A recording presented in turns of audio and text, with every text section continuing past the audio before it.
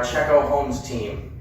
We fix it and we list it.com. Today, I'm going to show you how to install luxury vinyl flooring. There are all different brands out there, all different styles. It's a nice product for a homeowner to put in, or even a professional. It's vinyl with a backing on it, and it's waterproof when it all locks together. There's various grades, all different levels of price, but it's a very affordable floor. Today we're going to be using Smart Core floor. This is the one that we're going to put in. I believe the color is Shady Pine. Comes in all sorts of different colors. So the first thing you're going to do is, the room that you're going to go and clean off the floor and make sure it's nice and clean because you want a nice surface to work with. There is an optional underlayment with this that you may put down if you choose. This one has underlayment built right in, so we're just going to put it down with the underlayment. Some tools that you're going to need to do this are specific to putting in vinyl flooring. This right here is a beater block and it's grooved out, and that is to go over the lock lips of the floor and tap it into place, and we'll show you how to use that. This right here is called a flooring pull bar, and it is to finish your ends and pull the piece and lock it together by beating on it. A rubber mallet is a very handy tool to use with the beading tools and to clip a few things in place, and if you need to tap some of the seams down, very handy. Always handy to have a regular hammer around. Utility knife, because this floor does cut with a utility knife, and that's the way we're going to show you how to do it. Because if you're a homeowner, you might not have a miter saw and a table saw, but you can cut this all with a miter saw and table saw. It speeds it up, goes a little bit quicker if you have those tools available to you. Also, we're going to use a combination square to make our end cuts to get it nice and square. You can also use a builder's triangle or any other type of straight edge that's a square. So the first thing you got to do with this floor is you're going to have, there's two different grooves. It's a tongue-and-a groove system, just like a hardwood floor, and you can only work one direction. So the larger lip is the lip that you want facing out, and we're going to start right over here in the corner. And we're going to get our first pieces locked together, and what we're going to want to do is we're just going to lay them right here, close to the floor. We want to keep an expansion gap all the way around the room, about 1/4 to 1/2 inch. Your baseboard will cover it, or if you're putting it in an existing room without baseboard, your shoe molding will cover it, or you'll replace the base and bring it down to the floor. So the first row, you're just going to lock the ends together, and you can do it out a ways and then slide it in. So you're just going to lock them by putting them tongue to groove and just laying them down, and that makes a nice tight waterproof seam.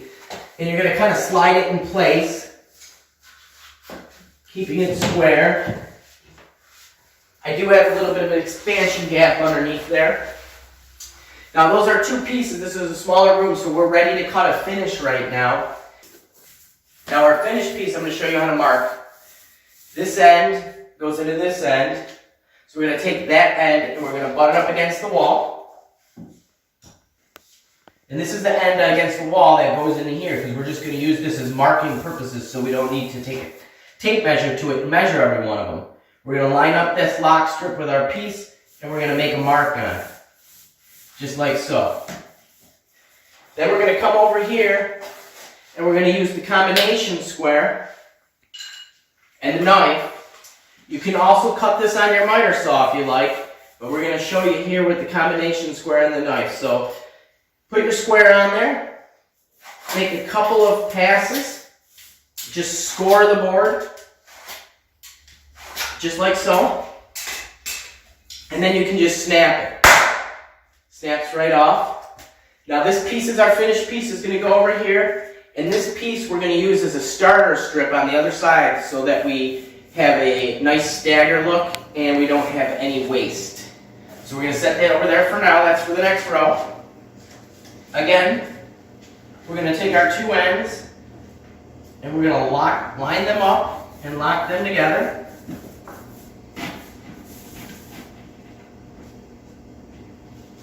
And now we're going to slide this row into place. and keep our expansion gap. Okay, so I said we're going to use this second piece as a starter. So now I'm going to show you how to do the next row. So again, we're going to put the tongue to the groove. Get it in there, we're going to make sure it's locked in. Just like so. And then we're just going to continue on with our next pieces. Full piece. We're going to get it lined up. And we're going to bring it real close to the next piece, but just leave it short because this one locks in with a tap. Others lock in as an overlay tap. This is a tap from the end. So your piece may stick up a little bit. You want to lock it in. This is where we're going to use the beater block. We're going to put it on the edge and take a rubber mallet and just give it a couple of taps, and you'll feel it lock in. And it'll pop right down the level there, right down to your floor. And now we got to lock this seam in across here, which again, we're going to take our beater block on the end, and we're going to just give it a couple of taps. And then you can come over here and check it. This needs a little persuasion there. And that seam will lock together with a couple of taps.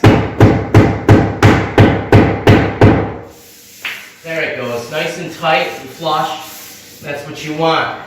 So you're going to continue to repeat this process for every row. Again, we're going to do our finish.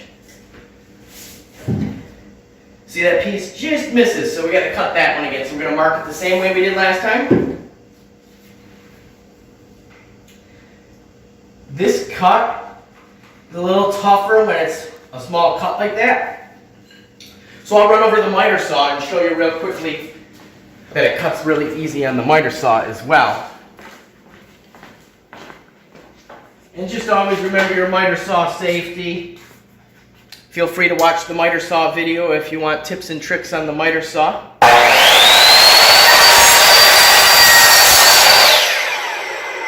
Cuts beautiful. Really speeds things up. And now let's go install this piece.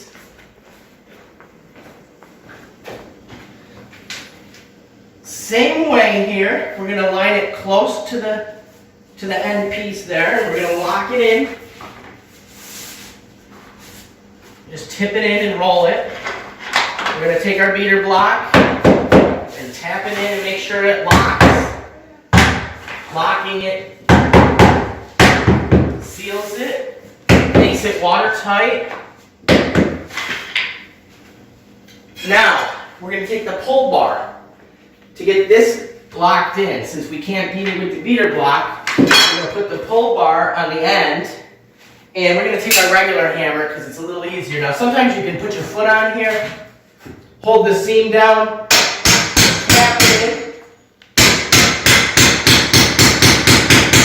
in. It'll make it a little easier. See, that's a nice seam right there, nicely tapped in. Now we want to start our stagger. Since we don't have a leftover cutout on that, we're going to cut back about 6 inches from the last seam.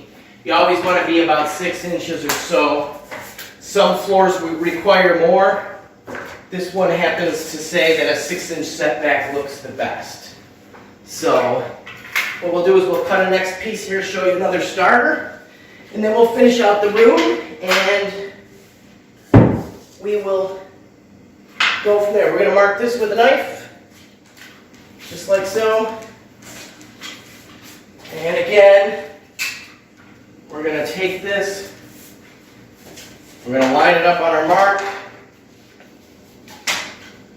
and we're going to score it with a knife. And we will snap it. And now we got a starter, and we're going to put this to the side because now this will be a finish down there eventually. And again, we're just going to lock it in, like so. And then we will continue on with the same process until this whole room is done. And when we get to the end, we'll finish our cut with a rip and get it locked in with the pull bar.